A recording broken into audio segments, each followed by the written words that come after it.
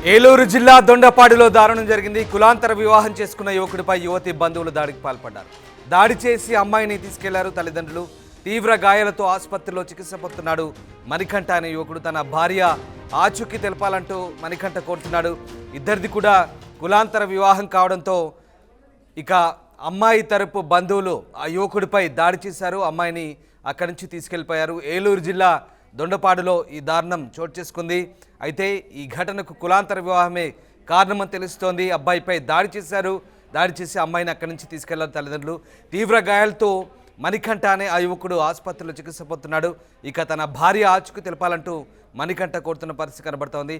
కులాంతర వివాహానికి సంబంధించి ఎన్ని రకాలుగా చెప్తున్నప్పటికీ ప్రస్తుతం ఇక అలాంటి దాడులు కొనసాగుతూనే ఉన్నాయంటూ పలువురు ఆవేదన వ్యక్తం చేస్తున్నారు. ఇటు ప్రభుత్వం వైపు నుంచి కూడా దీనికి సంబంధించి ఎన్ని అవగాహన కల్పిస్తున్నా కూడా ఇక పరువు సమస్యతో ఇలాంటి దాడులు ఇంకా కంటిన్యూ అవుతున్నాయంటూ స్థానికులు ఆవేదన వ్యక్తం చేస్తున్న పరిస్థితి.